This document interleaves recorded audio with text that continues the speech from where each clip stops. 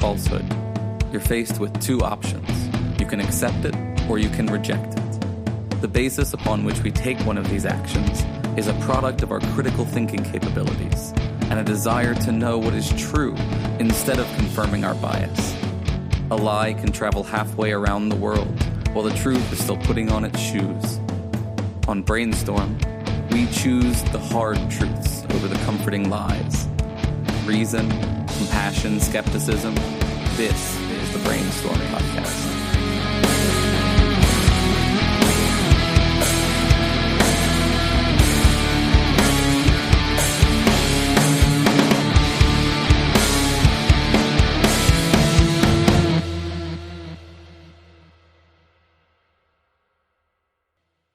Hi, and welcome to the Brainstorm Podcast, Skeptic Studio, the interview portion of the Brainstorm Podcast, where we talk to a variety of folks with the intent to spread critical thinking, compassion, and skepticism. I'm Cory, and my panel tonight are Rene. Hello. Lisa. Hi.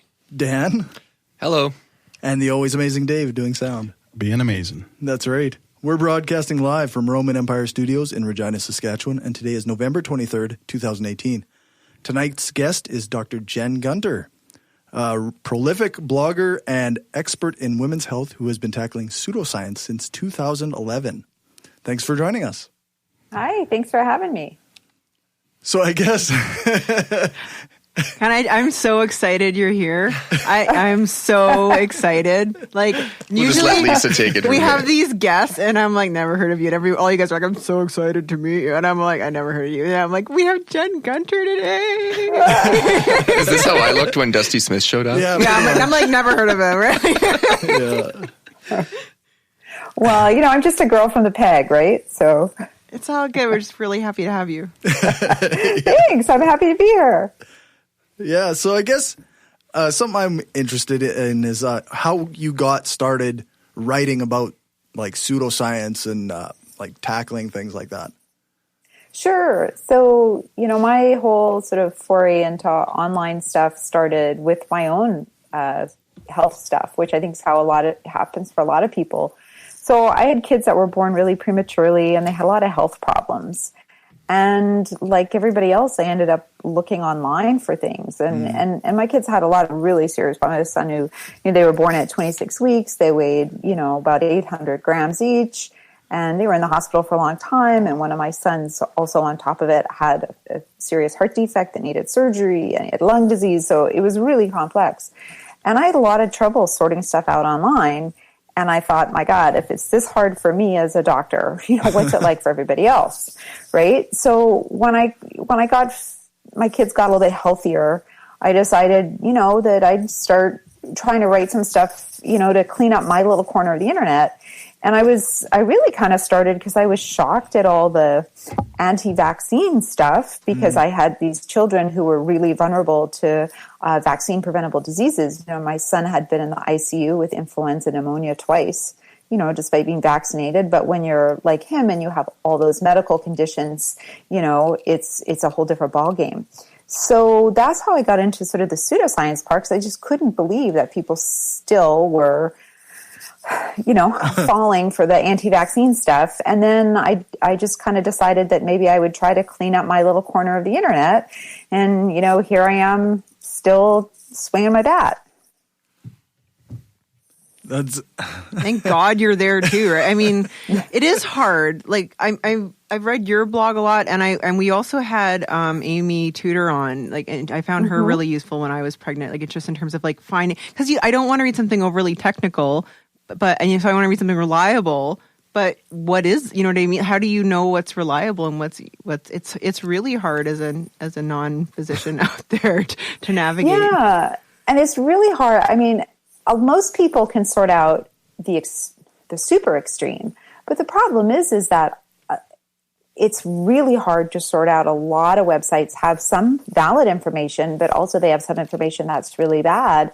And so when it's mixed together, it's really difficult to sort out.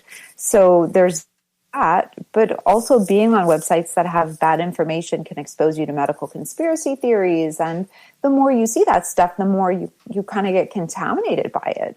There's something like over a third of the population in the States believes in a medical conspiracy theory. So wow. That's pretty significant.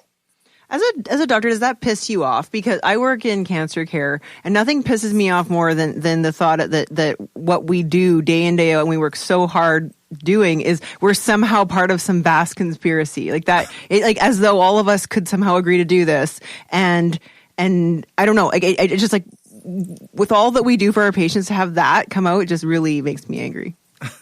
I think I'm not angry at the people who believe it, because the stuff is presented in such a way that it really looks like the truth, but I'm very angry at the people who promote it. And especially, there's a lot of physicians who do, and there's a lot of people who, are obviously know better, who are promoting it. And those are the people I get. For example, there's a physician who promotes the idea that AIDS is a conspiracy theory from Big Pharma. Right. And when I was a medical student, we were holding hands of men who were dying from AIDS because we didn't have any treatments.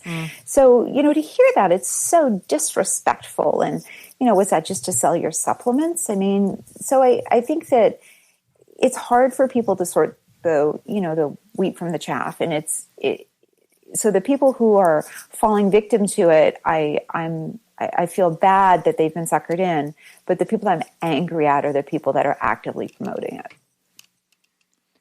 You practice like actively clinically, right? I do work. Yeah. So what do you see most commonly in your clinic in terms of what? Well, I think that what. Well, no, sorry, I wasn't going to ask a personal. Sorry, I was going to ask what you see most commonly in terms of what people present with that they don't necessarily need to. Like, for example, I'm thinking like in cancer, we see so many breast cancer patients who decide to do some holistic thing, and then they come in with some fungating 3 years later, right? I hate seeing that. It drives me. It makes my skin crawl when I read that in the notes. I'm just wondering if you have. Well, it's always hard to know, I think, which is the most common. But I think that just this whole idea that supplements are a thing, that's kind of very pervasive in women's health. And so to get people to sort of understand that there isn't some supplement that's going to fix their hormones or balance their hormones, or there isn't some special hormone balancing diet. I would say that that's kind of a universal sort of theme in women's healthcare, this idea that you can balance your hormones. So first of all, your hormones are never in balance. They're different morning, noon, night. They change all the time, which is why testing levels is ridiculous, and it's a big grift when people do it. But this idea, and it's so common and it's repeated by so many people, that's really very pervasive. I think that if you talk to a lot of OBGYNs, that's a really common thing. And the one that makes me really sad is our lack of uptake with the HPV vaccine. We have the ability to prevent cervical cancer, and not just the cancer, but which is very important, but also all the testing. There's a lot of women who have pre-invasive disease and then they get treated and they don't get cancer, which is great. But we could prevent all of that too. All the repeat pap smears, all the pain of biopsies, and never mind anal cancer and, head and neck cancer. So there's all these other things. So, it's a real tragedy. So I think that's the other area that it's just really sad. Yeah, but the problem is that if you give teenagers HPV vaccine, that makes them have sex. I don't know if you knew that. It's a fact. All right, we're back. All right. Okay. So, hold on. Lisa was making a joke. Yeah. Oh, my joke's... No, it's over now. Yeah, I'm not doing it again. I passed. refuse. No more jokes. No, come on. Say it. We can pick right back up. Can the sound tech ask a question? Is that a thing? I think that's better than jokes. Go ahead. Because I just had a baby. Well, my wife just had a baby. Anyway, I didn't have the baby. I was very supportive. But no, you talk about supplement culture, and I think that's like one of the things that's really kind of perturbed me a little bit going through it again. Is it just seems like everybody has all these different supplement ideas about everything. Are there any of them that are useful? Because I mean, some of them were recommended by actual doctors and stuff too, right? So, I mean, well, prenatal vitamins certainly. So, prenatal folic acid reduces the incidence of neural tube defects. So that's been shown. Anything outside of folic acid is probably questionable, although iron can also be very beneficial. Okay. So since it can be hard for people to find a good source, a prenatal vitamin before, especially preconceptually, it certainly reduces the incidence of birth defects. Okay. So, but for somebody who's not trying to get pregnant, who's otherwise healthy, who doesn't have, a vitamin deficiency, supplements are really of no value. And that's a difficult message for people to get across. People, especially in America, they love their supplements. And is that just because a lot of us are kind of like honest people and we like to believe that other people are honest too? So just the sheer fact that they're sold and marketed in such a way that we just tend to want to believe that? Oh, I think that's a very Canadian approach. It is, yeah.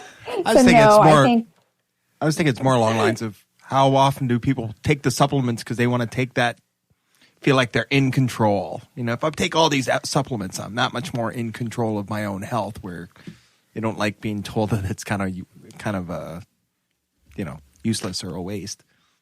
I mean, I think part of the problem is that things like supplements make people feel like they belong to a group. And it's not much different than in many religions. There are, things that you have to give up or things that you have to do, right? Like you either, eat kosher or you only eat fish on Fridays or whatever, right? So you have some type of nutritional thing that is aligned with your religion. And so I think for a lot of people, supplements are almost like that, right? It's something that you follow. So when you tell somebody that, gosh, there's a supplement, that supplement isn't going to help you at all, maybe they say they're taking it for health, but deep down it's sort of, they're aligning with a group. And so I think you're not only telling them health information, you're telling them that group that they're aligned with might not be right. And that's hard for someone to take because they think that you're criticizing them. So it has to be approached in a really careful way. Otherwise, your people aren't going to hear the message. So scientific literacy, I think, is a super important thing to help people make those decisions. But it's a huge problem because not only are people taking all these supplements that aren't needed, but many of them are adulterated and they contain things like, blood thinners or antidepressants or lead or dirt from somebody's backyard, right? I know when I used to take a lot of supplements for, shortcuts for bodybuilding, they always promised they would work in the magazines. And supplements for bodybuilding, Cory. We used to really complain because something would get banned in Canada and they'd still be able to sell it in the States. And we'd be like, wow, we got all these rules stopping us from taking these things. Right. Right. Well, those Canadian rules, I heard that you can't call anything cola unless it's like got a dark color to it or something. Oh, so I think that's true. Freedom. So that people know what they're getting. Yeah, right? That's right. I don't know. Well, it can't be caffeinated if it's light, right? Like Mountain Dew can't be caffeinated here, I believe. Right. Yeah, Mountain Dew doesn't have caffeine in Canada. Yeah. So what is the point? Yellow sugary goodness. Well, I drink Diet Mountain Dew, so I don't even get the sugar. Oh my God. Yo, Jesus, Cory. What is that? It's good. So with respect to supplements, could it also be because they're relatively easy to take? Like, it's easier to take a supplement than to adopt an exercise regime or change your diet or, and I think there's also the fallacy that the supplements can't hurt you. Like, well, it can't hurt if I take it every day, right?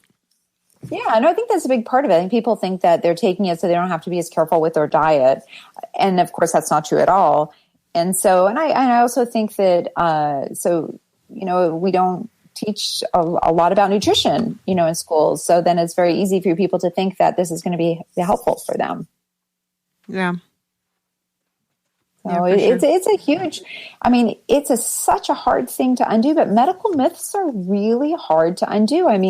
The classic example is the 8 glasses of water a day, right? There's no big water pushing that. And we can't get people to disbelieve it. The New York Times has debunked it a couple of times. Many, news sites have taken it apart. I've taken it apart.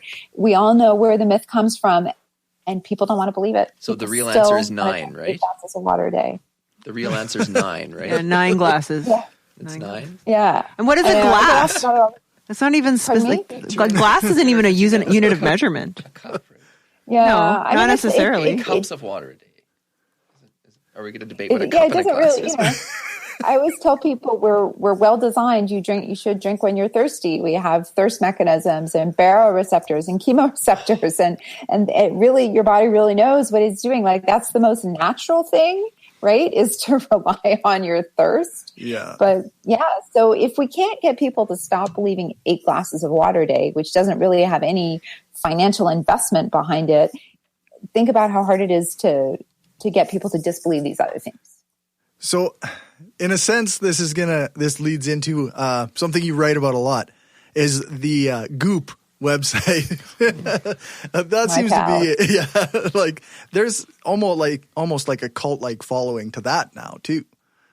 And I mean, well, celebrities sell things, right? So that's why it's hard. I mean, they're used to sell everything, like all the advertisements on television, and so celebrities sell. But I mean, I think Goop is a symptom of what's going on, and it's just something that they've capitalized on well. Mostly because at the beginning they were very invested in saying all this really outrageous stuff, because that got them a lot of press. So. But that also exposed a lot of people to medical conspiracy theories too. So there's a really significant dark side. Never mind the people who might have bought the coffee enema machine and, got a rectal burn or something. I remember covering the coffee enemas back when they were a new thing, and it was like really weird. I mean, that's been debunked over and over. I mean, there's Facebook groups dedicated to coffee enemas. Like,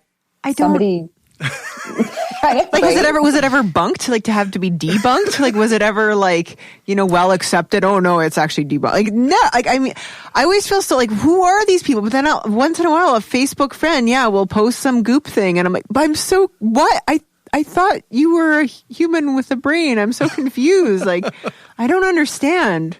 I'm sorry. I'm terrible. I'm belittling to people who believe this stuff. You're much better than me. Well, I think it's really important to figure out what leads people there, because if we want to lead them away from it, then I think that we kind of have to understand what they're missing in medicine, or what they're missing in society, or what message they aren't hearing. Because obviously there's a reason why people are turning to that and spending a lot of money and really exposing themselves to risk. I mean, so it's important for us as doctors to really try to figure that out, I think, so we can help offer an alternative. But a lot of times, I mean, up until very recently, doctors haven't been involved in it. So people were writing all this online stuff, and there was nobody challenging it. So there's nobody to turn to sort of point out that was a bad thing to do. Do you think more doctors should be engaging in the kind of work that you're doing then? Yeah, well, I think people need to do what's they're comfortable with, and a lot of doctors aren't comfortable speaking out, and that's fine. There's, we need people doing research, we need people doing, all aspects of medical care. But I think you have to meet people where they are. And if people are online getting information or getting misinformation or even disinformation, that you have to meet them there. They want an alternative. I think it's great that people are researching health information online. The problem is many times the first links they're coming to are really bad sites. And so wouldn't it be great if every time somebody Googled something, they got perfect medical information? That would be amazing, because we know the first piece of information someone's exposed to is probably the most important. That's going to set the tone for what they believe in. So I do think that the more people that get involved in helping people learn medical information is good, and there's lots of different ways to do it. Do you know of any initiative there? That would be an interesting initiative to have, like, a high placement in a Google search for certain medical terms that from like a reliable source. Like, for example, like where I go to for any medical information I need, but I cheat. I work at a hospital. We have a subscription to a website called uptodate.com.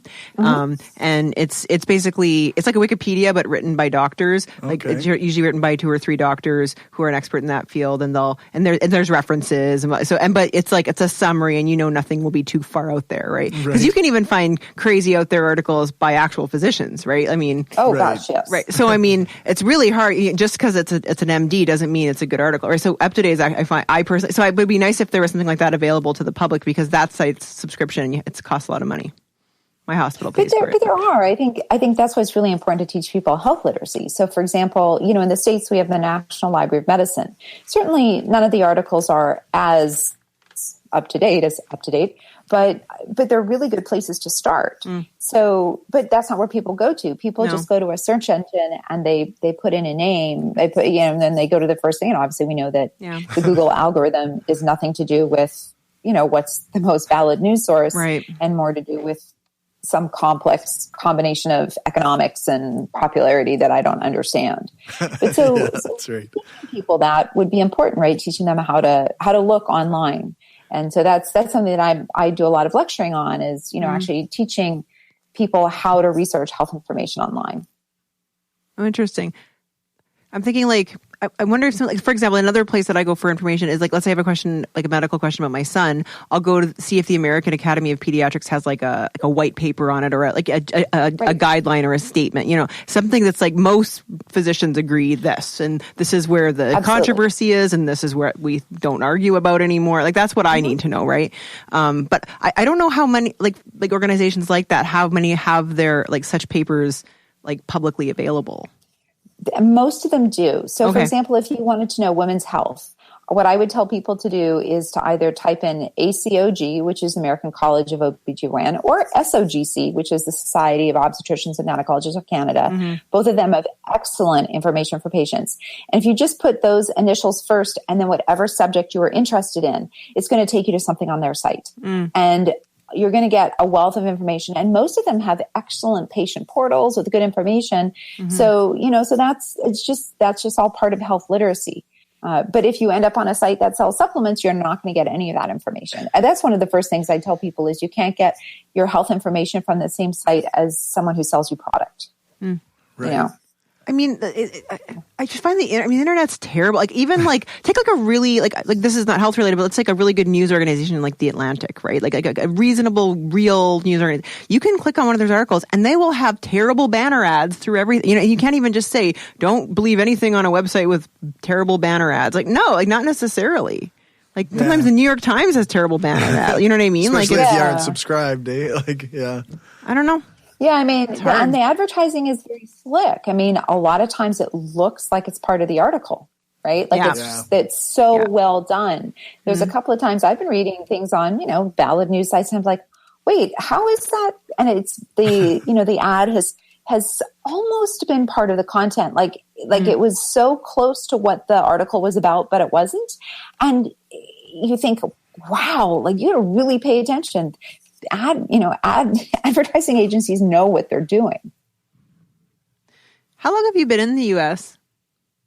I came to the States in 95. So a while. So I'm just wondering if you've noticed that things have been changing. Like have people is it just the internet becoming more prominent, so then it's easier to dupe people, or is the education changing in some way that people are asking different kinds of questions? I'm just wondering what your sense of that is. Well, I think we went so quickly into sort of this age of information with the internet, that we kind of all of a sudden within this very short period of time had this sort of glut exposure to information, right? Mm-hmm. Like if you think about how long did we have the telephone before we moved on to television, right? Like we had that form of communication for a really long time. And we had just television for a really long time, and even fax machines. But each sort of, I think, new way that we're communicating is getting, we have it shorter and shorter. So we have a harder time adapting, I think, to how to use it. That's kind of my own theory. And even within the internet, right, we've gone from, it only being Facebook for communicating to, Facebook. And now it's all Instagram, right? Like, so we're changing how we consume information so rapidly that I think it's hard for things to kind of settle out and then, get to a place where it's something that we can all use in a really, I guess, effective way. That's why, I don't study that at all. That's just my own personal theory. I could be totally off base, but it's just the way that information, it's like a fire hose, right? And we haven't figured out how to drink from the fire hose, and we're trying to, but everything's trying to put our mouth on the end. Changing. Right. But it's like now we have multiple fire hoses. So it's just harder. I think that we'll all figure it out eventually, or we'll all just start believing conspiracy theories. I don't know. I hope not. But that's my own personal theory, is that it's just coming so quickly, and that we sort of moved through the age of information into the age of disinformation. In a way, there's always been con artists, right? There's always been people willing to, sell, like to bullshit about something in order to sell something, right? That's always been, and it's just the internet just gives them a new tool. Right. If you think about, 100 years ago, well, the guy had to load up his wagon and go 80 miles to the next town. So, news didn't travel very quickly. But people have been preying on people, other people with exact same complaints for at least 100 years. There was, you guys all know about the goat testicles, right? No, please. I assumed goats had testicles, but that's all I know. Yeah. So there was a guy, and I think his name was John Binkley in Kansas, and he made it through, I think, second or third year medical school and then dropped out and moved to Kansas and started basically a practice where he implanted goat testicles into men for the symptoms of loss of vigor, low libido, all the same things that we're telling women are, quote, quote, hormonal problems now. So exactly the same symptom complex, but aimed at men. So hard to say that's the patriarchy, right? And implanted goat testicles into men. And of course, many of them got sepsis and had horrible complications, as you might expect would happen if you had an extra goat testicle or two shoved in your scrotum. I was going to ask, where did he implant them? In the scrotum? I think so. Scrotum, groin, wherever, whatever, who cares? And so he... ultimately it doesn't matter, right? It doesn't matter, right? And so he was very smart. Yeah. He owned a local radio station. He paid off a lot of politicians. I mean, he didn't have a medical license. He was doing this, and people were too embarrassed about their complications to complain about it, because who's going to admit it sounded like you did at the time, but now you're trying to tell the police, your husband died because he had goat testicles implanted. I don't know. So anyway, he eventually got brought down by this reporter who sort of dogged him for 20 or 30 years. But people have been falling victim to this. It's, the same old thing and so that was 100 years ago. And we're hearing many of the same words, many of the same phrases used, now just aimed at women. I'm sure they're aimed at men too. That's just not my wheelhouse. I bet you for the first 19 years before that reporter finally brought him down, everybody said it was fake news. Probably. People thought the reporter was crazy, that this guy was revolutionary, so exactly the same thing, right? So I always think about the reporter that brought him down, and I think, careful, Gwyneth. That's right. Yeah, that's good. So, one day someone will write a book about my dogged pursuit of goop and how a single unfunded physician brought down a celebrity's quasi-wealth health and wellness industry. I don't understand how that woman sleeps at night. I don't get it. Oh, money. How does Dr. Oz sleep? Yeah, piles of money. Nope, I don't understand that either. Yeah, well, I'm sure she sleeps on earthing sheets, right? Grounding sheets. Right. Grounding or whatever, right? You plug your sheets in and it helps the electrons from the earth flow into you better. That's right. Nah, I doubt she buys her own crap. She probably sleeps on a giant pile of money. That's what she does. Probably. She's like Smog the dragon. Something. Yeah, exactly. Pile of supplements. That's like gold. About, I don't know, must be almost a year and a half ago, we covered a book that talked about how the medical industry has in the past failed women. And we were bantering back and forth about the idea of is this the cause of why things like goop are popular now? I was wondering if you had some thoughts on that. Well, I wouldn't say that the medical industry or that medicine has failed women. I actually disagree with that completely. I think that the problem is everything in society has been patriarchal up until very recently, right? So, up until, if you wanted to open a bank account in the 1970s, you were called a little lady, and why wasn't your husband there? And, so everything has been, I would say, part of that same problem up until recently. But yes, up until recently, women have not been included in studies. They have been, all the studies were done on, white men in their 40s and 50s for a variety of reasons. Partly because women weren't considered important, which is absolutely wrong, but also partly because female subjects have hormone fluctuations that are different, and you can't control for that in a study situation. So there also are some other reasons. Now, that's not an explanation for why it's okay to exclude women. That means that you have to design better studies and do it right. So you can make the science applicable to everybody.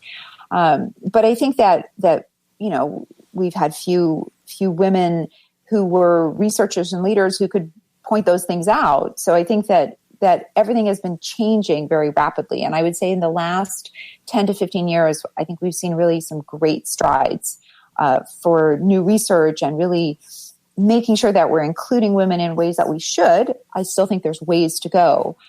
And I believe that there are tons of gaps in medicine.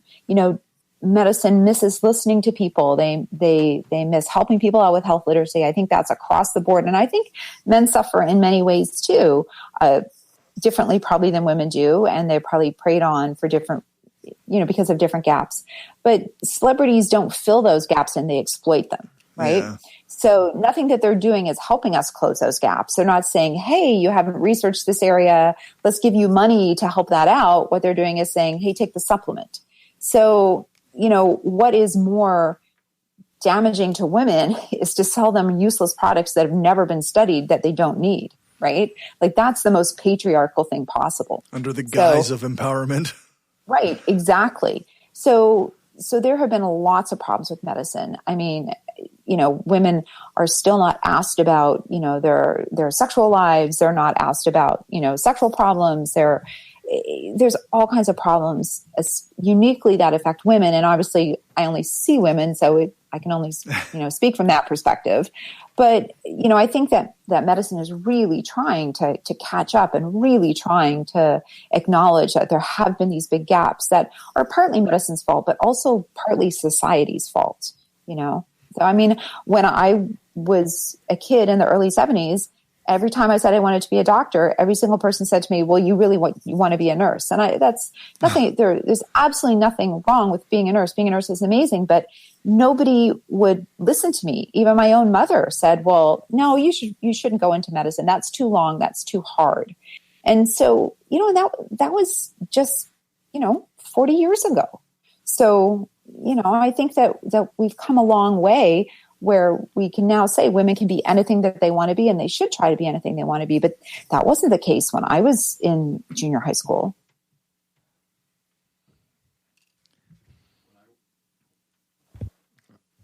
When I was just thinking while you were saying that, my wife was giving birth here a couple weeks ago here. When she had to have an intervention after the fact, I don't need to go into all the graphic details, but as I was sitting there and all the medical professionals came in, it was actually nothing but women, which was I actually felt really like it was kind of this cool, not miraculous, but I guess awe-inspiring thing to watch, where there were just so many professionals in the room and they were just so good at what they do.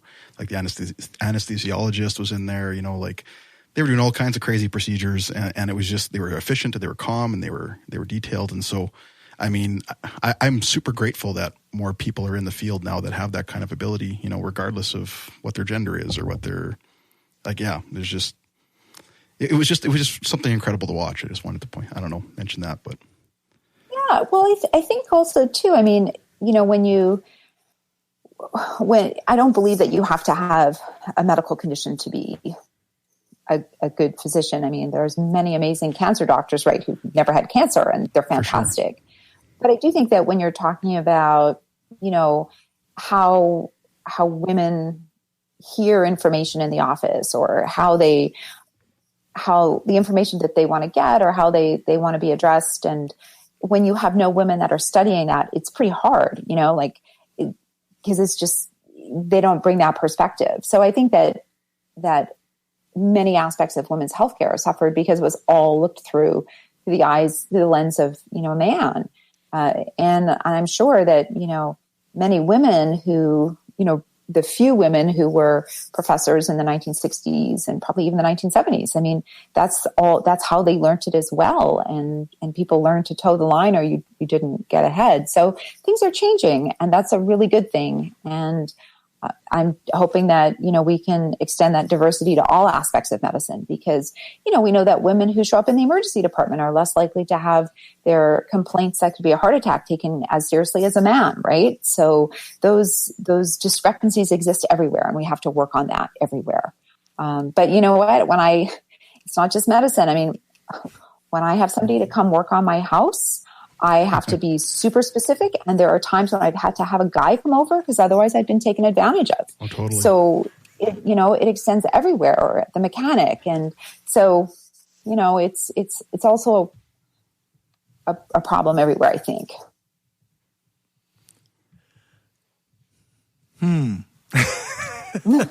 Wow. Yeah, I'm trying to solve the patriarchy in an hour. It's tough. I'm trying. After that heavy subject, I was like, let's go somewhere. What's the worst idea that Gwyneth Paltrow has pushed? I'm just curious from your what's perspective. the worst one? What's the absolute worst one? I know that's a long list, but well, definition of worst, right? So do you think that it's do you think that, like, I would say that the thing that I find the most offensive is the idea that they gave an AIDS denialist a national platform. Mm-hmm. So to me, that's possibly like the most offensive thing that somebody could do. I would say, or publishing a blog post that says bras cause breast cancer. Like, that's cruel. Like, so those are the things, those things are pretty cruel, and those bother me, I think, a lot. So I think those are the two that stick in my mind the most, because they're just so pointless. Like, they're just, it just seems to me like pointless cruelty. What's the most dangerous thing that Goop has advocated? I mean, if somebody stops wearing bras, I mean, it's not that dangerous. It's just sort of stupid. Right. I mean, like, what's the most, I mean, coffee enema does not sound good. Yeah, coffee enema does not sound good, does it? I think that's probably up there from a risk perspective. I mean, certainly, rectal trauma, anal burns. There's cases of, perforated colons with that type of thing. So potential for dangers, absolutely. Or any sort of alternative treatment for a serious condition, right? Like, right. Jade. I don't even know if they've said that jade eggs that cure cervical cancer. I don't even know if they've said that, but as an example, something like that would be terrible. Yeah, well, we know that. We know also that jade eggs aren't even ancient or Chinese, so there's that too. So the lies, they're not even eggs. Yeah, there's just a hunk of rock that some chick's trying to sell you. That's basically it. No, I think that. The things that are the most dangerous are the exposure to medical conspiracy theories. So, in a lot of there's like hints about, or not even hints, overt statements about like mercury in your fillings or fluoride being a problem. And these are the things that have, potential, if somebody goes and they have all their fillings removed, or, we're seeing, for example, even in Canada, right? Like, didn't Calgary vote to take the fluoride out of their water? Right. And and so, Regina, I don't think fluoridates, do they? Oh, really? I don't know about that. We never got on board. I don't think we ever did here. Oh, really? Yeah.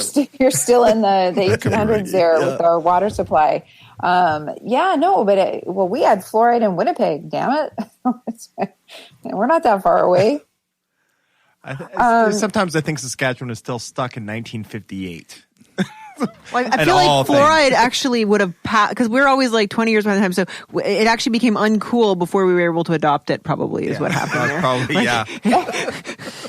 You were just so far behind. Yeah, we're just getting bell bottoms here. Like, we're just the first time around, right? I think that exposure to medical conspiracy theories and that's been shown to be linked with, not getting vaccinated, and also just this exposure to complement this sort of so-called, complementary alternative medicine. Mm-hmm. We know that, for example, people with cancer who follow those therapies are more likely to have a bad outcome. So that's really harmful. What do you say your thoughts on, like, the people who try to integrate the quote unquote complementary medicine with like regular medical treatment? Well, I would say if it works, we call it regular medical treatment. Right. Yeah, that's right. If it works, it's medicine. If it doesn't work, then I'm not sure what you're doing it. I mean, I think that's kind of how I look at it. So if something is effective, and especially with a lot of these treatments, people have been doing them for 20, 30 years, much longer. So if they worked, we'd know that by now. Yeah. So, so I just say if it's effective, we call it medicine. Yeah, that's fair. I just did a fact check. I was going to say Regina does not fluoridate, but Saskatoon does. Well. Really? You mean they're all like hip in Saskatoon? I don't know. I guess so. I think it said in 1985 we had a referendum here, and the people voted against fluoridation. Of course they did. Yes, they did. Wow. So were you ahead of the curve or behind the curve? I'm trying to figure out, were you ahead of the anti-fluoride curve or behind on the first wave? That's more research needed to find if that's which one would be. Somehow both. Yeah. Somehow both. Oh, Wait, no. so what? Okay, but, no, so it said in 85 they voted. But, so we're... Sorry, audio. Go ahead. That's all right. No. I was just going to say, so, but we're seeing, as more and more communities are taking fluoride out of their water, we're seeing, these, conspiracy theories have effects for everybody. I mean, it's not just like people who believe in Bigfoot, they're not harming anybody. They're just getting together talking about Bigfoot. Yeah. If that's who they want to believe in, that's totally fine. But, they're not voting to take the fluoride out of the water. They just want to believe in Bigfoot. Yeah. I heard an interesting lecture on that. So I was at the Skeptics Conference last month, and the guy went to the Bigfoot Society meeting and interviewed a bunch of people, and they're all just like you and me, except they believe in Bigfoot. They weren't any more likely to be anti-vax or anything like that. They're just nice people who just happen to want to believe in Bigfoot. Yeah. So of all the things to target, seems like one of the least harmful. So you can have, maybe sort of not quite mainstream beliefs and not be hurting anybody else too, right? So, but people who are anti-vaccine, they're going to hurt there was this heartbreaking thread on Twitter the other day about anti-vaccine and, what happened when this young girl who was getting chemo, right, who had a low count, was in the grocery store and was exposed to somebody who had measles. Oh, and, man. What she had to go through. And then every single kid who she sat next to getting chemo had to all be assessed, and they all had to get injection, or they had to be assessed to see if they need injections of something to boost their immune. I mean, just boost their white counts, and they had to do terminal cleanings on all the rooms she was in, and just heartbreaking to see all the steps, the painful steps, and the risk for her and everybody else. And you think, yeah, there's such potential for harm. Yeah, the downstream effects, I guess you could say, is like it gets almost too big to think about. I was going to say I have zero patience for it. When I lived in Ontario, there was a requirement that if you had your kid registered in a daycare, like a public daycare or a school, you had to prove that they had vaccines. You could get there was exemptions for religious or blah blah blah blah blah. Not many people got it though. It was. I don't know, I have so little patience for it. I think there should be public policy against it. And fine, you don't want to vaccinate your kids and they can't go to a public school. Yeah. Yeah, I mean, it's terrible. I mean, some of the Montessori and Waldorf schools down here, some of them only have 30% vaccination rate. Oh my God. Yeah. No, I mean, it's pretty, I live in I think it's the most unvaccinated zip code in the United States, or the second most. I know, right? It's pretty maddening. Where do you live? I live in Marin County. Okay. So it's as anti-vax as you can get. And I mean, so when my kids were in elementary school, because of Oliver's health conditions, I used to say, okay, well, before play dates, are your kids vaccinated? Because they can't come over to play. And that's just the way it is. Yeah. We just had an outbreak here in Sask in the north. Was it? I want to say, what was it? Something that's definitely that you can vaccinate. I can't remember what it was. Whooping cough? Maybe it was whooping cough. I think so. I think that's what it was. But yeah, there's been a lot of outbreaks of that. Yeah. But the East Coast has got tons of measles right now. I mean, and it's got a significant case fatality rate. It has all kinds of, terrible ramifications. And I mean, it's absolutely frightening that based on, I mean, I think there's always been an anti-vaccine movement that's apparently, even since Edward Jenner, apparently there's always been, if you're going to inject something into people, I mean, there've always been conspiracy theorists, right? Since the beginning of people. I'm sure there was some cave dude who's like, oh, the guys in the cave down there, they're all plotting something. I don't know. But it's a conspiracy of big fire. Right, yeah, big fire's coming to get us, or there's big saber-toothed tiger down the street. Yeah, that's right. There's probably always been. I think it's so common, but the evidence is so clearly there. It's really astonishing to me that people just don't want to believe in the importance of vaccinations. Is there an irony that, especially with anti-vaxxers, my impression anyways is that it's more affluent or upper middle class type parents who tend to kind of veer that way. Like, it's just, I mean, they have access, they have ability to pay for it. They just don't. They just choose not to. Like, I find that it's bizarre. It's like that Simpsons joke. Or is that or am I misreading the situation? I think it's probably different in different countries and even in different areas of the country. I mean, certainly in the States, there's kind of three pockets, right? There's the religious groups that, that are anti-vaccine for a variety of different reasons. There is sort of this elitism of anti-vaccination, which is always fascinating to me, that these people are willing to believe in the science of global warming, but not to believe in the science of vaccine safety. Yeah. So I always find that interesting. But maybe one is hip and one isn't, I don't know. And then there's also the extreme right-wing people who don't want to be told that they need to have something injected in their body, right? Yeah. So there's different kind of overlaps from that standpoint. But there's also people who just, maybe just don't have a lot of scientific literacy. And so the first thing they stumble across online is something bad about a vaccine, and they believe it. And maybe if they'd got the right information at the beginning, they wouldn't be like that. Those are often people you can sway with good arguments. So as long as, you don't polarize it too much. But, I don't know if, in Canada, the anti-vaccine, forces align the same way or not. I don't know how prominent it is in Canada. I think I have certainly heard public health nurses complain to me that it's difficult to convince some parents to vaccinate their kids. So anecdotally, I know that there's definitely pockets of it. Rural Alberta apparently is quite bad for... The stuff I've seen on Facebook was like discussions. It's more of anti-vax because of bad reactions. It was more the conversation I saw is that, so-and-so's kid had a bad reaction. I'm kind of against vaccines because of that. I'm like, well, I mean, it's possible. Yeah. I got into an interesting discussion with a listener on our Facebook group, like the Brainstorm Facebook group, because Cory had posted about healthcare workers not getting the flu vaccine every year, or some refusing and having to wear masks, and they don't want to wear a mask. And I work in healthcare, and most of us just go and get it. Like, we just all line up. But I have a few colleagues and just be like, no, I'm not getting it. And I think that they question the efficacy, because some years they kind of get it more right than others. And then, one guy was like, well, I always get the flu after I get the flu vaccine. I'm like, but that's not a thing. That's not like it's just, it's interesting. Even people working in healthcare, people trained, you'll still get a small cohort, or like, no, I'm not getting it. Meh. Like, it's just like, okay, like, I just think it's weird. I don't know.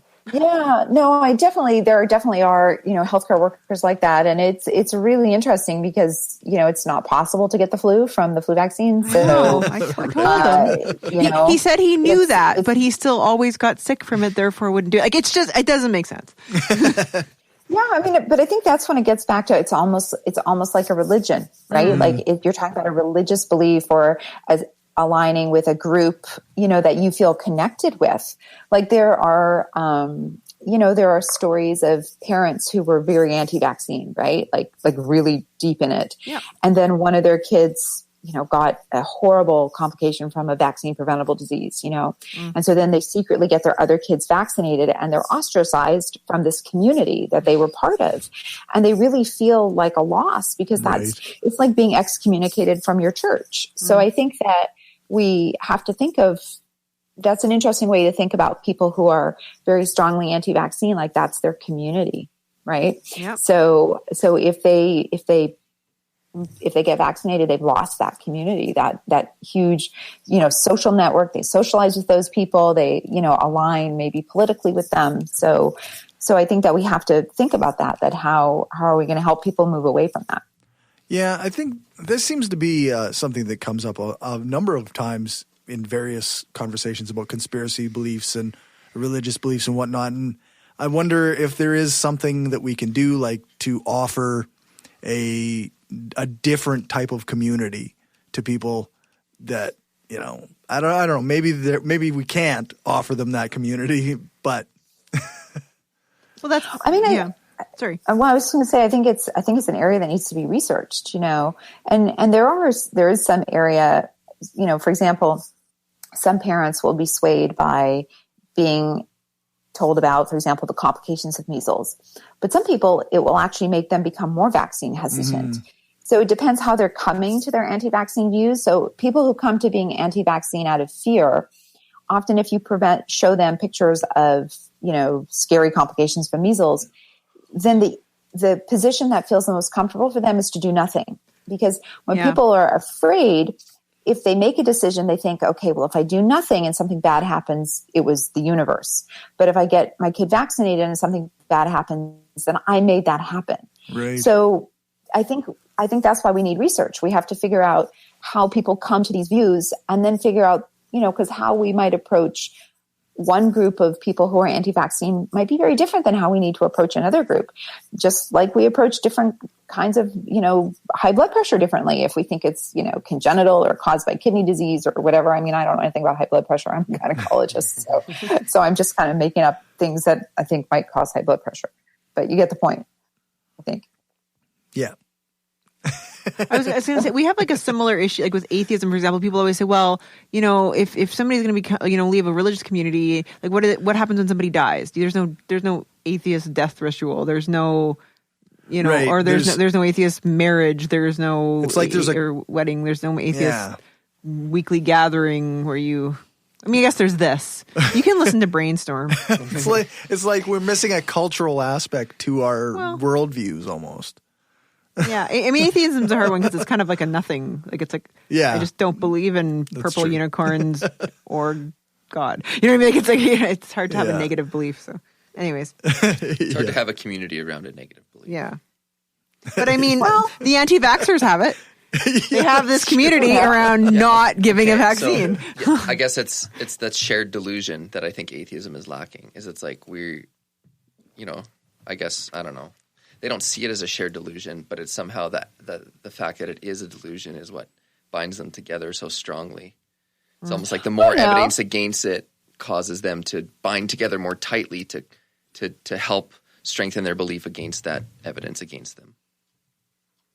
Yeah, I think though that your belief can be in the scientific method, and that can bring people together. And I think that rituals are interesting in a lot of ways, and I don't know, a party counts as a ritual, doesn't it? Yeah, that's right. Maybe we just need to have atheist parties on a regular basis. I don't know.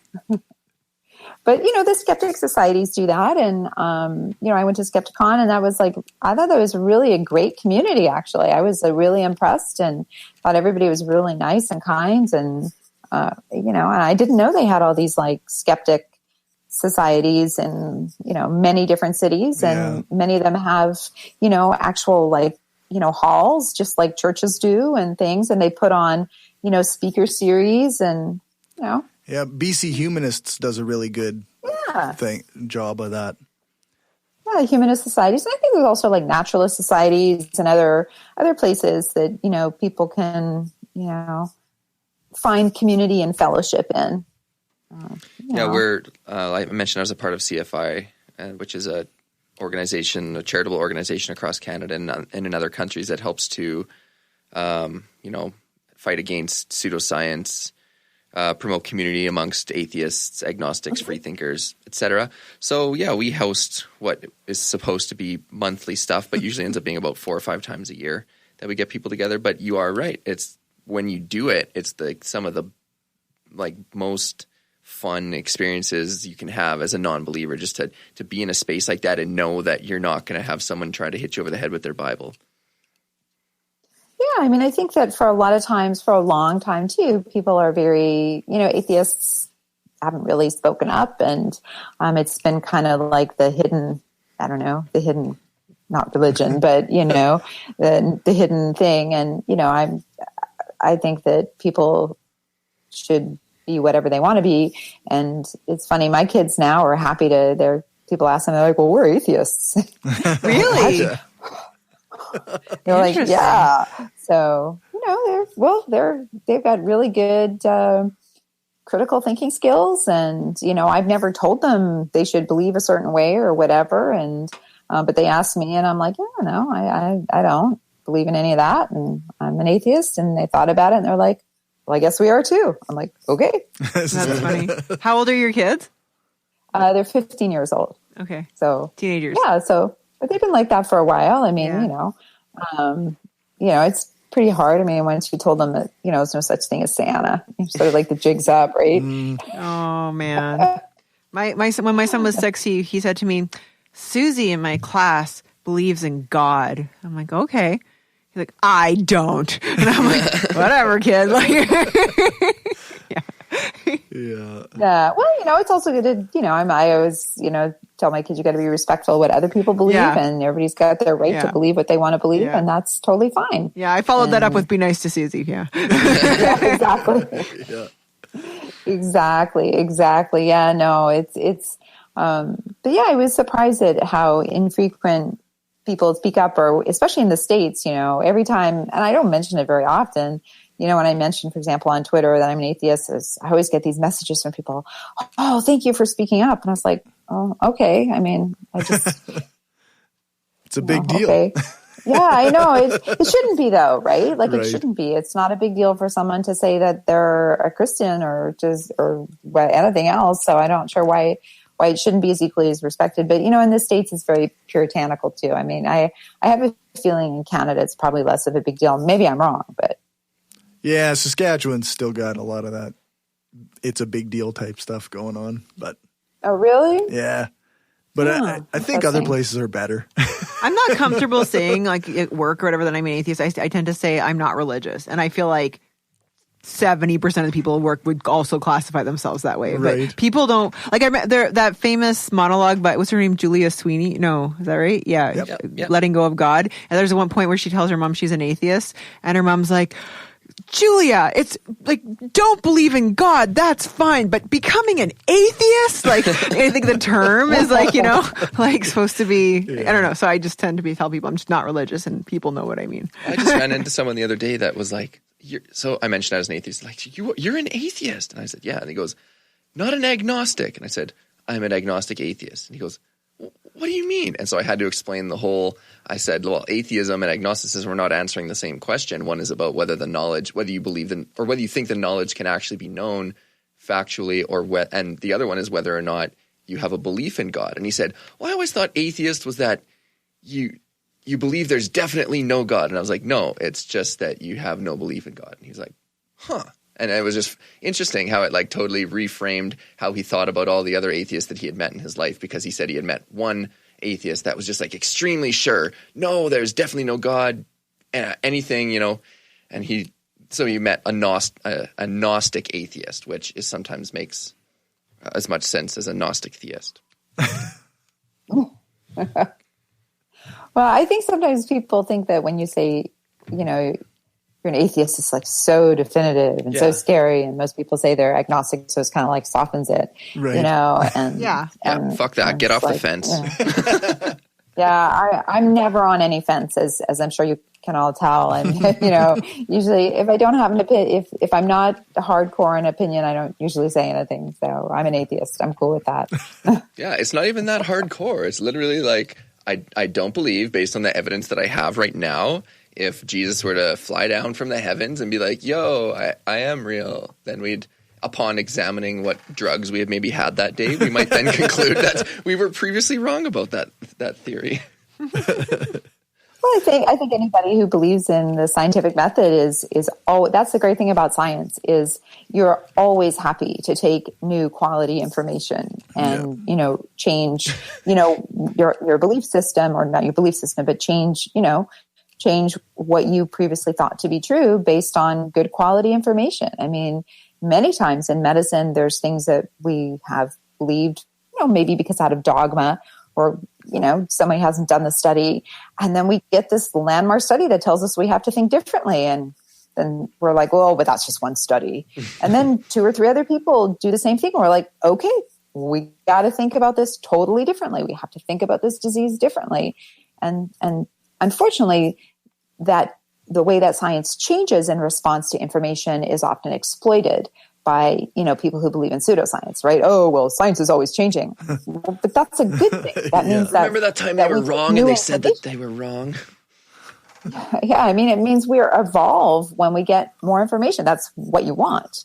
So Yeah. Richard Dawkins uses that argument to say to argue that like atheism is fundamentally different than religion. Like, so people will sometimes call atheism religion and just say, you're just as fundamentalist and atheist as a fundamentalist Christian. There's no difference from you like in there. But what Richard Dawkins says is, well, no, because of somebody like a fundamentalist Christian or a fundamentalist Muslim or whatever would never change their mind if you were to argue, well, no matter how good the evidence, they'd never, like the whole idea of their faith is they'd never sway from it, right? Whereas typically people come to atheists from a position of skepticism and science, and so actually no, if really good evidence came about, I would change my mind. So that's why they're fundamentally different. Yep. That's his argument. Yeah, I mean, one's a belief system and one's a science system. Right. I think that's really, but I mean, I have a Wonder Woman uterus as a tree topper, so Nice. You have a Wonder Woman uterus? Yeah, someone made me a stuffed uterus with dressed like Wonder Woman with a cape, and that's my tree topper. Like, does it have fallopian tubes? How do you know it's Yeah. Oh, okay. Like a uterus doesn't look like I was much. gonna ask that You need the question. I'm like- fallopian tubes and ovaries to make it look I don't like. think I'm- It's I don't think I'm got qualified a to- cervix with little stitches around it. It was made by an OBGYN who's a good seamstress, and she made me this That's awesome. Wonder Woman uterus, and one of the fallopian tubes holds a little lasso. It's awesome. Nice. You need to And publish so the I pattern just- to your blog. It's somewhere on my blog. Actually, I used a picture of it for something, but that's our tree topper. We felt that was like really, the kids and I had a long talk about it, and we thought, we used to have a star. And then I was like, we should put the Wonder Woman uterus up there. And they're like, yeah, we should. So, You should. the Wonder Woman uterus is our tree topper. That's excellent. I like that. I want one. I have a flying spaghetti monster tree topper. Where do you get this? Made it out of wool. Jeebus, I have like a Santa. I have Santa. I'm lame. Oh man, I'm lame. Yeah, you got to like get with it. Maybe Bigfoot. A Bigfoot tree Yeah, topper. Bigfoot tree topper. That'd be awesome. Well, you can see on the I webcam there, think she's that would be- knitting. Yeah, I could knit you could something. You could knit a something. flying spaghetti monster quite I easy. could. Yeah. I don't know. I think a whole tree with Bigfoot on would be actually pretty cool. Bigfoot and the Abominable Snowman. And I think it would be like really cool. I would like that. I got to work on that. For sure. I got to go to a Christmas store tomorrow. No, I want Look like for those. I'd like a Bohr model of the atom. I think that's what I want to do. Yeah. Like the atom with the nucleus. Yeah, Cool. Bohr model. Quantum models kind of. How do you make an electron? Yeah, I cloud? like But- the- I like Corey Christmas. yawned at the same time. I think he's bored. Stop it. No, I like the themed Christmas trees when people really go all out and it's all like mermaids or, Abominable Snowman. So I got to work on that. I got to work on my Bigfoot Christmas tree. Why not? For sure. Okay, so we've been about an hour. All right. And we haven't even asked about your book yet. Oh, You're working on a great. book. I am working on a book. Yeah, it's called The Vagina Bible. And the edits are done, and it's going to come out in August of 2019, Kensington Publishing. And it's everything I want every woman to know about the vulva and vagina, and really everything every man should know, too. Excellent. I want this so bad. Oh my goodness. Yes. Coming here tonight, so Yeah, I and read. it's... Go ahead. Pardon me? Oh, I said coming here tonight. I was reading the bio that Cory had provided for us, and so then I started reading more into the difference in terminology between the vulva and the vagina, and getting into various articles about why it's important or why it's not important to and then I was like, oh crap, the podcast starts in like 25 minutes. I got to get out of here. It's just a vortex of. See how interesting it is? It's fascinating. It's what I get to do every day. It's everything I want women to know. So they'll have an ultimate resource guide, because when you think about all the misinformation that's online, they'll have somewhere they can go check. They can look up products. They can look up, I know all the questions people ask and the questions they want to ask, but are too afraid to. And so it's all in there. So you have a chapter devoted to selling eggs, right? That go in there. Yeah, right. No, she's not worth the print. Wrong book. No. Yeah. Actually, I already published the study on that, man. I proved I know. that jade eggs are a scam. Yeah. So I already done that. It's in print. So that's in evidence-based medicine. I loved that one. It was so funny and so cheeky. I wish all academic articles were actually written that way, with a little dash of sarcasm is totally necessary. I really had to hold back because I felt that if I went too far, then, it might not get accepted. But I did have a lot of fun doing that. And I wasn't shocked at all that, just they'd made stuff up, or somebody had, who knows Right. who. But I'm like, it's really curious that these jade eggs would be unknown to Chinese scholars, but known to a jade enthusiast in California. That's so funny. Yeah, no, it was awesome. I think you did have restraint. I think it's shown through. It made it better. That was a great piece. I love that one. But that was fun. It was great. First time I ever got to work with an archaeologist. So I'm looking forward to more. We're going to maybe look at pubic hair removal patterns over the I was totally going to ask you. Sorry, before we go, do you have any No, I kind of. How am I going to ask this? Any beef? I guess with women pubic hair removal industry, because that's a huge. You want to talk about something, a money making thing, and risk of burns, infections, et cetera, et cetera. Chapter on that. Certainly, okay. Yeah. No, okay. Read the book. Yeah, 47% of people have reported at least one kind of injury related to pubic hair removal, so it's not uncommon. I mean, it's a body modification, right? It's no different than getting a piercing. If you get your tongue pierced, you risk having enamel erosion and gum erosion, chipped teeth. I mean, body modifications have risks, and we're all adults, and we should weigh our personal risk-benefit ratio and decide if it's for us or not. So I think that's kind of how I present it. Like, here are the facts. This is what you need to know. These are the things that are more likely to cause injury, and it's your body and it's your choice. So, but just also be careful. I talk a lot about the forces that sort of, push women in certain directions. And for example, we know that the first sort of naked image that people see, just like the first piece of misinformation you see online sort of skews you, the first sort of naked image that you see will also skew you to what you think is normal. So if your first experience is looking at porn, then you're going to start to think that that's kind of a normal, that's sort of the typical normal body, versus seeing someone who's, not an actor who has, changed their body in a certain way for film. So interesting. Mm-hmm. This is going to be a good book. Yeah. I hope so. It's a lot of information, man. It's like 500 pages, but I wanted every woman to have a textbook of her own. When is it due to come out? August. My due date is August. It's been a long gestation. Oh my God. August 2019, Kensington Publishing. And it's being printed. It's being published in Canada as well. And I'll be doing a vagina Bible tour. We'll have to have you on again when it comes out. Normally I like to buy a copy of the book from authors for a listener, but not until next summer. Not till next summer. So, that's right. Approximate date of your vagina Bible tour? It's going to probably start August 2019. So I'm going to definitely be coming up to Canada for sure. I'm going to be coming to Winnipeg, so you guys are close by. So I'm sure I'll be doing a swing through. I'm basically going to go everywhere I have friends in Canada where I can crash on the couch.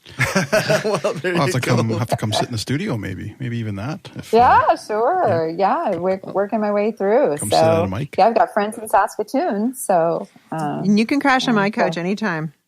All right, there you go. And I got friends in Calgary and friends in Edmonton and friends in Vancouver, so I was going to work my way across the West. For sure. Do Oh, it. cool. Well, if you remember, reach out to CFI Canada. They might help you out in some other cities along the way, and connecting you to some people who might be willing to host. Oh, yeah, that's a great idea. Thank you so much. I will. Okay. Well, thank you so much for joining us. It's been a great chat. All right. We better get Nice going to chatting our with you next guys. break. Yeah, thanks. Thank you All so right. much. You guys have a nice evening. Nice talking with y'all. Yeah, you too. Have a good Keep night. fighting the good fight. All right. I'll keep sticking my bat. Exactly. All right. All right, Take see you care. later. Bye. Bye-bye. If you like what we're doing and want to help us keep the lights on, go become a patron at patreon.com/brainstorm podcast. You can hear the bonus half hour that we record every episode and get a shout out when you support the show.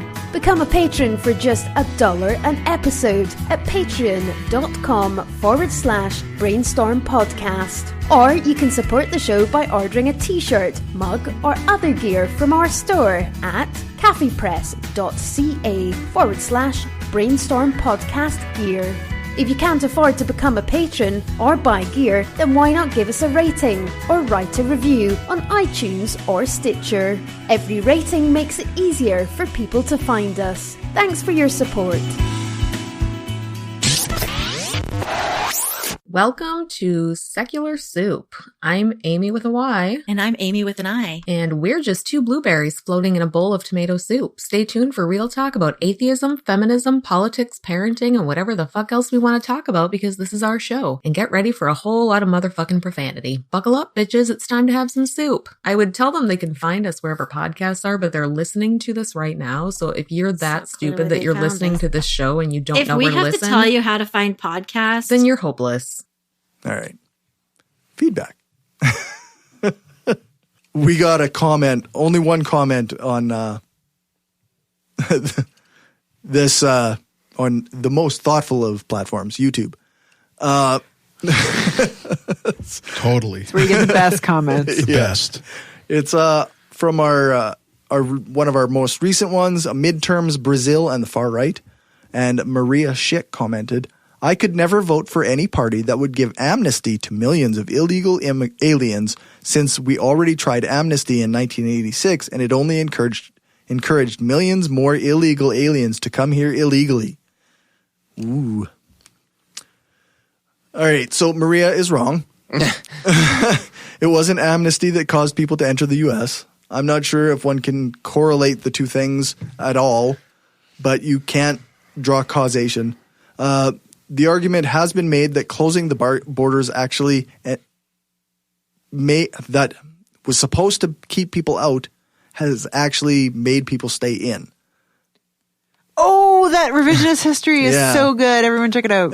That's right. God, I love that guy. Yeah, he's pretty good. So smug, though. It's true. He is awfully smug. Sexy fro, though. It's so hard to decide. That's right. Cory loves Malcolm Gladwell's sexy so fro. Awesome.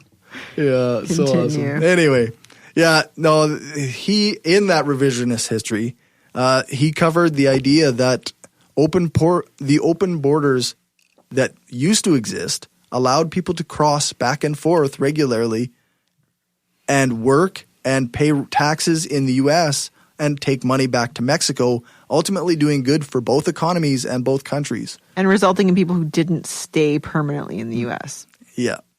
And closing the borders actually shut all that down and is hurting the economy and keeping people that apparently you don't want in your country in it. But whatever, keep promoting your BS. Okay. What do they base it on? Like, what do they? Like, they don't cite anything. Nope. It's just because they heard it on AM radio or Fox News. It's based it's not based in reality in any way. There's a caravan. Yeah, that's right. I don't know. There's a really good piece in the Caravan. There's a couple of them now, I think, on the New York Times Daily podcast. Yeah, they did a couple good ones. Yeah, it's just interviews with the people. Like, what are they expect? You know, these people are thinking, "Oh, we're going to go there. We're going to be open with open arms." Yeah, and, you can just see. You can really get a clear picture of how desperate they are and how what their intentions are. And anyway, it's very interesting. Agreed. We have no new patrons, but Sarah and Troy sent money via PayPal. And that was very appreciated. Thank you. Anybody else who wants to send money through PayPal can do it at paypal.me/brainstormpodcast. Pardon me? Do it. Do it. That's right. Thanks to our top patrons, Destin Doesn't Suck That Much, Daryl Goosen, Aaron Young, William Driver, Positively Skeptical, The Flying Spaghetti Monster, Sauce Be Upon Him, If you want to become a top patron, that means you donate at the skeptic level, which is $5 per episode or higher. I don't have anything to plug, and I don't have any reviews. Anybody? Nada. I'm planning a Festivus, but I still have no details. For this year? Yeah, probably like January.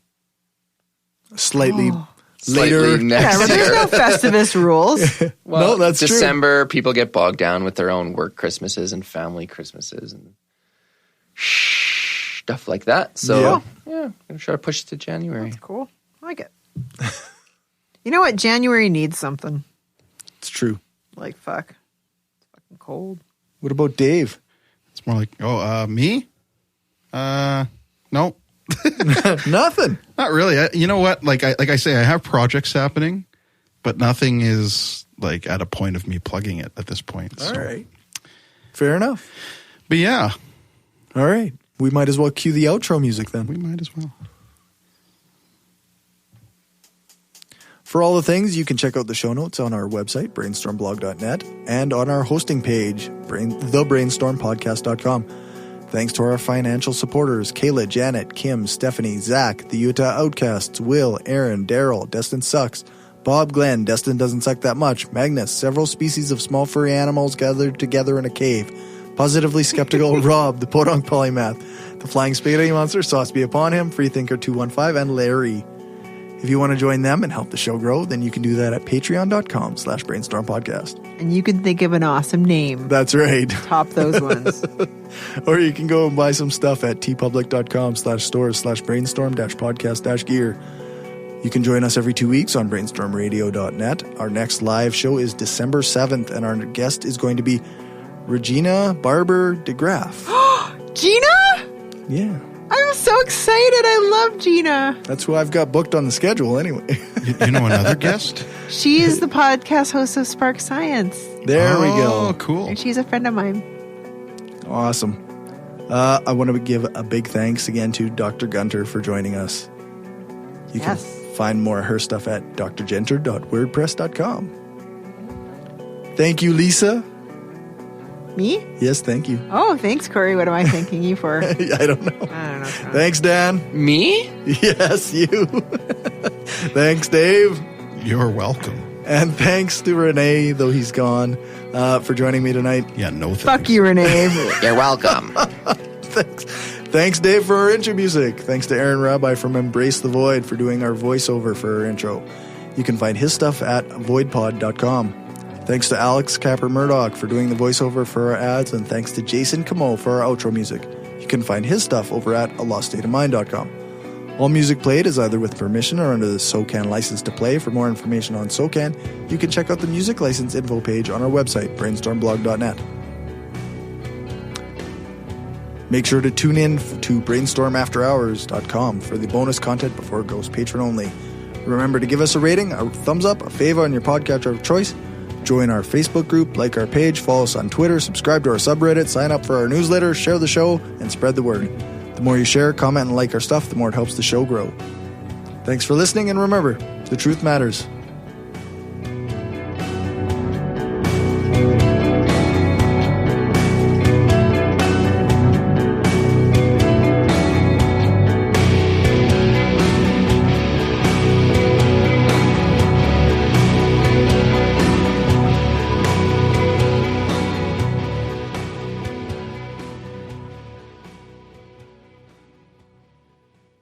This is an opinion-based podcast. Each person on the podcast is responsible for their own opinions, and those opinions don't necessarily reflect the views of the rest of the panel. Any guests or anyone associated with the people on the podcast, such as spouses, partners, children, other family members, friends, or employers. No one person speaks for the podcast with the possible exception of Cory, and he doesn't speak for anyone else on the show. The Brainstorm podcast does not represent the views of our sponsors. Hello? Did you lose us? Oh, no. Oh no! My wonderful joke went to waste and everything. This is I'll terrible. laugh double for you. It was good. I It was liked it. good. Thank you. Did the feed cut back there? Yeah. Oh. Damn. Well, hello. You guys cut out, she said. How do we get her back? I Hello. don't know if we do. I heard something. We can hear her, but we can't. She can't hear us. Oh. That might actually be better for her, let's be honest. You guys hear me? Did it? Yes. Yeah. Hello? Can you hear us? She can't hear us. Are you just muted? Where's the mute? We are Hello? we're feeding out of here, so that's Not muted, but I'll try. Hello? Nope. I'll come see here. Refresh Oh, it. man. I think it's cast. Let me just double check that though. Keep talking, people. Just talk to someone. Someone talk. Hello. I'm not good at talking. I have nothing. I never have anything to say. Okay, maybe while we're waiting. Okay, I know. If I was Jen Gunter, if the equivalent of Jen Gunter and what I do, I would say the most important thing is if you get cancer, please follow what your doctor says to do. Like you don't have to do it blindly, and there may be options. But if you get like breast cancer and they're like, you need chemotherapy and radiation and surgery, and you go, nah, I'm going to take herbal supplements. Please And don't do that. aromatherapy. I hate it's the worst thing ever seeing the patients come back in a few years later and they're just so messed up. They are like it's not curable anymore. They have no hope and they're in pain, and it just Google fungating breast cancer or don't, but like I just don't do that. Like I don't know. That's what I would write the blog about, because I don't know. I think we've said it before. The problem is because that kind of treatment it's fun and it's yeah, of course, because there's side effects. There's side effects to so many medications. But yeah. like, Jesus Christ, it's your life. It's your life. The actual treatment isn't fun and No, it's not warm fun. and fuzzy. Well, on the other hand, I happen to think people who work in cancer care are very nice. Okay, and they will be nice to you. So please show up for your treatments when you're supposed to. Listen to what the doctor says. It says you got to start this treatment and be done within 60 days or whatever. Do it. Like I don't know. Don't I could book see your how trip to Aruba. Like just I don't know. I could see how there's something comforting about being able to pay, let's say a holistic nutritionist or something who's going to be along with you every step of the way, and they're giving you constant advice, and you can come in and bring your feelings. And First of all, we have social workers, who will do that, and you can hire a shrink to do that with you too if you really want to pay. But yeah, we have free social workers that you can work through your feelings with, and also, Okay, I'm back. Can you hear us? Yeah, Yes. I can hear you. Okay, what did you switch to, Cory? Again. I switched to Google Hangouts. Okay, we're in Google Hangouts now. Oh, we're on webcam too. So I just want to point out that was not the Amazing Dave's fault. that was the not so Never. amazing It's never Microsoft's, his fault. or no, the not so amazing Google's fault. Turn it. I'm not in yet. Google's the worst. Come on, Cory. Actually, I Google's think the worst. Amazon's the worst. Are they? Yeah, they're even worse right now. What about like an iPhone factory? That's worse than Apple. That's the worst. pretty bad too. They're all bad. All right. I guess I'm cut. I'm not in. You know Okay. who's the worst? It's Cory. That's right.